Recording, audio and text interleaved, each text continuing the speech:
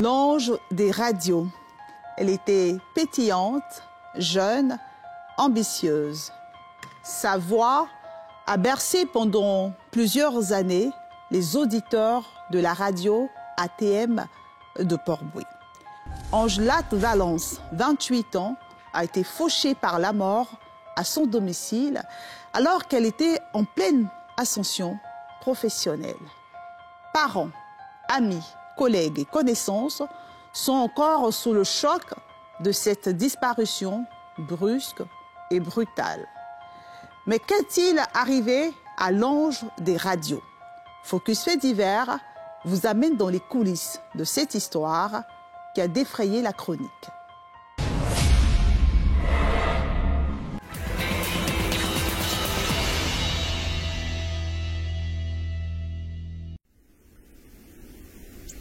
La commune balnéaire de Port-Bouët, au sud-est d'Abidjan, s'est réveillée dans une froide ambiance ce vendredi 19 août 2022.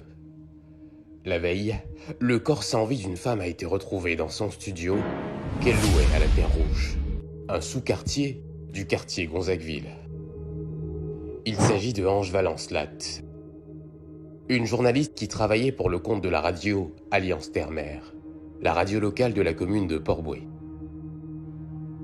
Deuxième d'une famille de 4 enfants, Ange Latte était une jeune dame déterminée à se battre pour mettre à l'abri du besoin ses 3 sœurs et leur mère qui s'est occupée d'elles sans aucun soutien depuis leur naissance. Pour cela, elle s'est mise très tôt au travail. Une excellence qui a suivi la jeune dame dans sa vie professionnelle. Son amour pour le journalisme l'a conduit après sa licence à la radio locale de la commune de Port-Bouët, dans laquelle elle réside depuis maintenant 1 an. Ange-Latte Valence était une jeune fille journaliste disponible, courageuse, assidue au travail. Elle exerçait avec beaucoup de passion son métier. Rapidement, le dynamisme et la proactivité de Ange-Latte vont lui permettre de se faire une place au sein de l'équipe. Après un stage de quelques mois, elle s'engage en tant que bénévole pendant plus de 2 ans, avant d'être embauchée en mai 2022. C'est une émission présentée par Ange-Latte. Aux premières notes de ce programme, des mots de gratitude, mais également de remerciement pour votre fidélité. Ange-Latte fait la fierté de sa famille. Sa mère, paysanne qui s'est battue seule pour voir ses filles indépendantes, est aux anges. Sa fille est enfin salariée.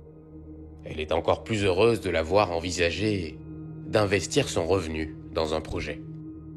La jeune femme de 28 ans est joyeuse et épanouie par sa nouvelle situation professionnelle.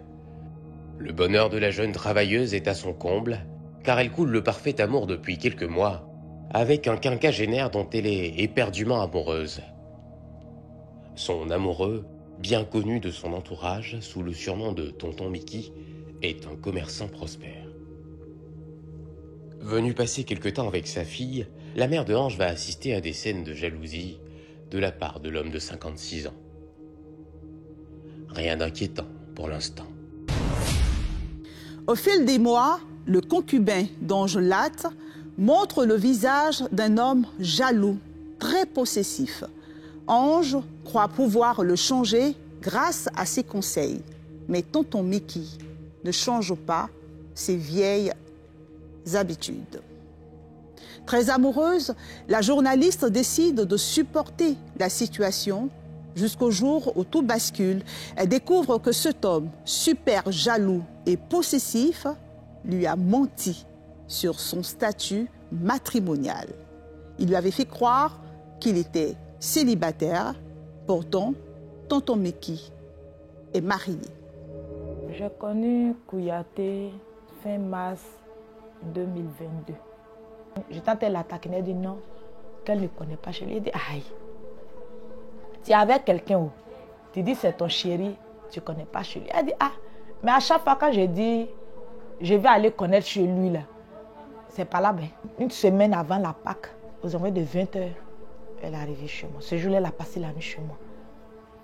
Quand elle est arrivée, c'est là qu'elle m'a dit non, que le monsieur est marié, qu'elle avait une de ses connaissances qui qui a sa table au marché de Port-Boué et que c'est cette dernière-là qui lui a dit que le monsieur est marié. Il dit, ah. Et puis tu lui as demandé, il dit quoi? Et il dit quoi? Elle dit non. Il dit c'est vrai. Il dit facilement comme ça. Elle dit oui. Angelate est dévastée par cette découverte. Sa vie bascule, ses rêves de fonder une famille avec cet homme s'envolent. Elle se confie à sa meilleure amie, sa mère. J'ai dit, s'il est marié là, il n'a qu'à faire son choix. Il n'a qu'à prendre un autre. Pour qu'elle aussi elle puisse fonder son foyer. Il ne faut pas aller déranger le foyer de quelqu'un. Toujours très amoureuse de son concubin, elle ne met pas immédiatement fin à la relation. Le temps s'écoule, les sœurs de Ange soupçonnent Mickey de surveiller leur sœur via des applications de géolocalisation et d'écoute installées sur son téléphone. Une fois, je lui ai dit, mais j'ai l'impression que 2 jours là, quand je t'appelle là, c'est voix des garçons qui me répondent. Elle dit non. Il a dit non. Va voir, faire de ton numéro là. Parce que je ne comprends pas. Je ne sais pas si c'est ça on appelle interférence ou bien quoi, mais quand je t'appelle là, c'est voix des garçons qui décrochent. 2 jours là, je ne comprends pas. Elle dit, ah, ma grande sœur, ce que tu dis là, tu n'es pas la première. Il y a plusieurs personnes qui m'appellent comme ça. Mais ça ne doit pas être quelqu'un d'autre. C'est lui qui fait ça. C'est Kouyaté qui fait ça. Elle dit, ah. Donc tu sais, c'est Peter. Elle dit, non, c'est maintenant que tu attires mon attention. Parce que même moi, quand je vais en reportage là, souvent il atterrit là-bas. Souvent je suis en plein reportage. Il m'appelle, il me dit, il est garé là, que si j'ai fini de venir au parti. Il dit, mais comment toi tu as fait pour savoir que je suis là, jusqu'à ça devienne des histoires. Ange est de plus en plus excédée par cette jalousie maladive et n'arrive plus à la supporter. Une semaine plus tard, Ange informe ses parents de sa décision de mettre fin à la relation. Le jeudi 18 août, Angelate, comme à son habitude, se rend au travail. Elle participe à la conférence de rédaction et à la réunion de direction sur les nouvelles orientations de la radio, organisée par la direction générale. Après la réunion, elle envoie l'un de ses stagiaires réclamer un bouquin qu'elle avait prêté à son copain. Encore sous le choc de la décision de Angelate de mettre fin à la relation, Mickey lui remet non seulement le livre, mais aussi le grand boubou traditionnel que lui avait offert sa dulcinée. Un acte qui va mettre la jeune dame hors d'elle. Il n'a qu'à aller prendre la clé et puis il va aller chercher lui aussi. Le cadeau qu'elle lui a fait là, lui aussi il connaît, qu'il n'a qu'à aller chercher ces cadeaux qu'il lui a fait. Il ne faut plus jamais, elle va venir chez lui là-bas et elle n'est plus avec lui aussi. J'ai appelé Kouyaté. Je lui ai dit, qu'est-ce qui se passe avec ma fille? Et il a dit la même chose que ma fille a dit. Donc quand il a fini de parler, je lui ai dit, ce qu'il a fait là, c'est pas bon. Qu'on ne fait pas ça. Mais moi, ce que je vois, il ne faut pas partir une chose à la maison là-bas. Il ne faut plus lui envoyer de messages. Elle aussi, elle ne va plus t'envoyer de messages. Quand je vais venir à Abidjan, je vais t'appeler. Une fois le service terminé à 16h30, Ange prend son taxi pour rentrer chez elle, sans oublier d'emporter avec elle la collation offerte au service. Aux alentours de 19h, une voisine entend un cri, un appel au secours provenant de la chambre de la journaliste. Elle frappe à la porte. Celle-ci est fermée de l'intérieur. Face à son insistance, une voix d'homme lui répond que c'est une histoire de couple. La voisine repart donc s'occuper de son nourrisson. Il est 20h, lorsqu'une autre voisine de Ange retourne dans la cour. Elle est accostée par la première, qui a entendu les cris de la journaliste. Elle lui fait part de ce qu'elle a entendu. Les deux voisines se dirigent alors vers la porte de Angelate. C'est un silence plat. La porte est entrouverte, ce qui n'est pas dans ses habitudes. Elle décide d'entrer dans la chambre et trouve la jeune dame étendue. Elles essaient de la réveiller sans succès. Affolées, elles demandent de l'aide à leur époux et le reste du voisinage. Une fois sur les lieux, les hommes constatent que la jeune journaliste est décédée. La cour est en larmes.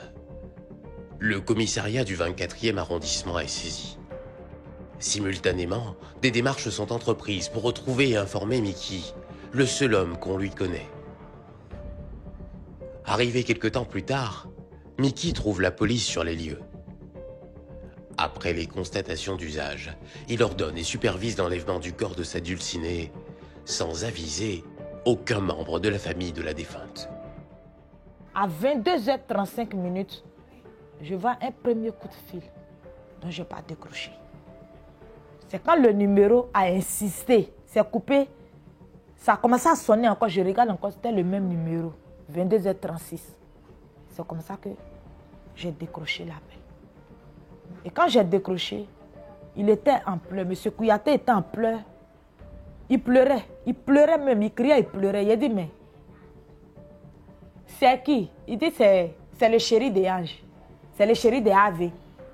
Il dit, ah, comment tu vas? Mais tu pleures pourquoi? Ma petite soeur a un problème. Il dit, non, elle n'a rien. Qu'il n'y a rien, mais il faut venir chez AV. Je dis, aïe. Bon, je te demande, tu dis, il n'y a rien. Oh. Mais tu me dis forcément de venir chez AV là. C'est pourquoi. Bon, si AV a un souci là, il faut me dire, non loin de chez elle là-bas là. On a des parents là-bas, il y a la petite de maman qui habite non loin de chez elle. Je vais l'appeler, elle va venir là-bas. Que moi ici là, elle a plus de voiture. Il dit non, il n'y a rien, c'est qu'il faut laisser demain matin. Il faut venir très tôt chez AV. Après le coup de fil, la sœur aînée essaie de joindre Ange. Impossible, son téléphone est éteint. Elle finit par lui laisser un message. Coucou AV, s'il te plaît, dis-moi, tu as quoi? Il m'appelait en pleurs, mais je lui demande, il dit, il n'y a rien, tu as quoi? Réponds-moi s'il te plaît. Hélas, Ange Valence ne répondra plus au message de sa sœur. Le lendemain, une amie d'école de Ange se présente au domicile de la tante maternelle qui habite dans le même quartier. Elle l'informe que quelque chose est arrivé à Angelade Valence, à son domicile. C'est ainsi qu'on se rend chez elle. Il était déjà 7h passées, 7h peut-être 15, 7h30 par là. On arrive. Et la voisine, la première porte, nous accueille. Elle dit, vous êtes les parents? On dit oui. Elle dit, ah, que Ange est décédé depuis hier nuit. Sous le choc de cette annonce inattendue, la sœur aînée a du mal à y croire. Elle se précipite pour allier la morgue de l'hôpital général de Port-Bouët. Jusque-là, le seul à avoir vu le corps de Ange, c'est son copain, Mickey. Il informe la famille que le corps ne peut être accessible qu'à partir du dimanche 20 août. Mickey a rendez-vous avec un officier de la police judiciaire ce matin-là pour une déposition. Il demande la présence d'un membre de la famille, Nadège, la sœur aînée qui l'accompagne. Sur place, l'attitude de Mickey va soulever des interrogations. Il y a un agent de la PJ qui nous a reçus dans son bureau. Il dit, bon, est-ce que la famille veut faire autopsie ou pas? Eh, autopsie. Bon, attends, j'ai appelé un parent pour voir ce qu'ils vont dire. Donc c'est ainsi que je prends mon portable et j'appelle un autre oncle. Il me demande, mais est-ce que tu as vu ta petite soeur? Je dis non, que je ne l'ai même pas vue. Je ne sais même pas même si vraiment elle est à la morgue de Port-Bouët là-bas où on m'a envoyé là, ou bien où ça passait, je ne l'ai même pas vue. Il dit, mais qui l'a envoyé là-bas? Il dit, ah, c'est son chéri là qui l'a envoyé là-bas. Il dit, mais demande-lui, quand lui-même il a vu le corps de ta petite soeur là, c'est une mort naturelle ou bien c'est une mort qui a été provoquée. Donc c'est comme ça que je lui demande, devant l'agent. Il dit non, que ce n'est pas une mort naturelle. Il dit automatiquement, moi je lui ai dit de ne pas manger la nourriture de dehors. Hein. Je lui ai dit que les gens ne l'aiment pas. Partout où elle passe, les gens ne l'aiment pas. Je lui ai bien dit de ne pas manger la nourriture de dehors. Et elle est partie au travail. Ils lui ont donné la nourriture là-bas. Elle a pris la nourriture là pour venir manger. Que ça là, tu vas voir cette nourriture, ils ont mis poison pour la tuer. Mickey n'est visiblement pas pour l'autopsie du corps de sa copine. Il argue de problèmes financiers liés à la prochaine rentrée scolaire pour ses enfants prévue dans un mois. Il est 11h. Après le plateau, Mickey l'informe qu'ils doivent se rendre au commissariat du 24e arrondissement de Gonzagueville pour une autre déposition. Une fois au commissariat, il la dépose à l'entrée, prétextant qu'il doit faire un tour à la mosquée. Il lui promet de revenir pour faire la déposition. Elle rentre dans le commissariat. C'est à ce moment-là que les choses vont prendre une tournure inattendue.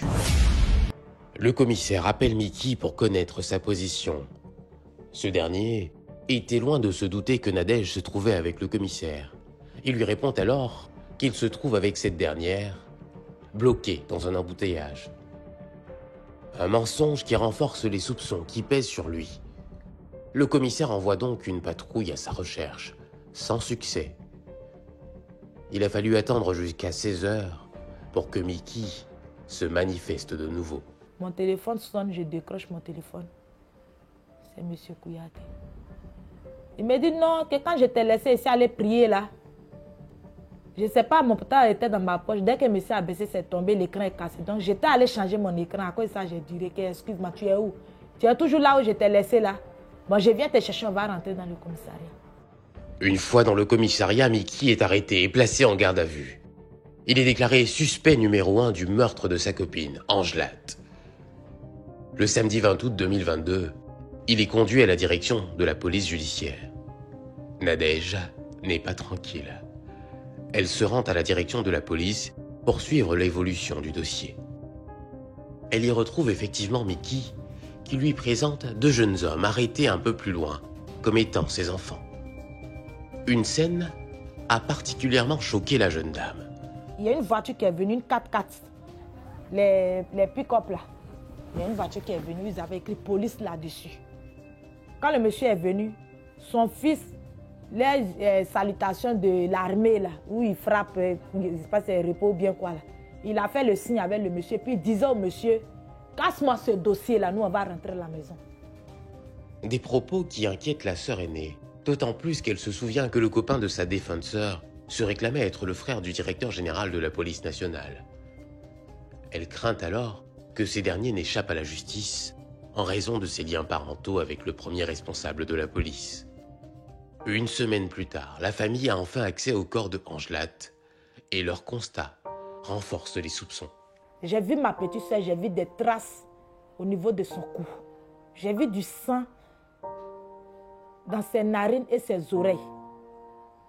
Ma fille, j'ai souffert depuis son enfance, ses études, l'école qu'elle a commencé le premier jour, jusqu'à ce moment, au jour où elle est décédée. C'est moi seul qui m'occupais de ma fille. Je luttais pour que plus tard, je sois heureuse aussi. Mais ce n'est plus le cas. En ce moment où je parle, je ne peux rien faire. Par toute ma force là, c'est en elle que j'ai mis pour que plus tard, moi aussi je sois sauvée. Mais ce n'est pas le cas. Ce que je vois là, aidez-moi. Et c'est lui qui a fait ça là. Que la justice soit faite. Pour que moi aussi j'ai la paix du cœur. Le mercredi 24 août 2022, au jour de l'enquête ouverte par la police nationale, Mickey sera conduit devant le parquet d'Abidjan. Il est le suspect numéro 1 dans cette affaire. La famille reste toujours en attente de la date d'un jugement. Selon le code pénal ivoirien, l'homme risque la prison à vie si sa culpabilité est établie. Angelate Valence, ou l'ange des radios, ne partagera plus sa passion avec les auditeurs, car arraché brutalement à l'affection des siens. Interpellé le lendemain, tonton Mickey tente d'orienter la police sur la piste de l'empoisonnement avant que des preuves ne viennent le désigner comme le suspect numéro 1 dans ce meurtre.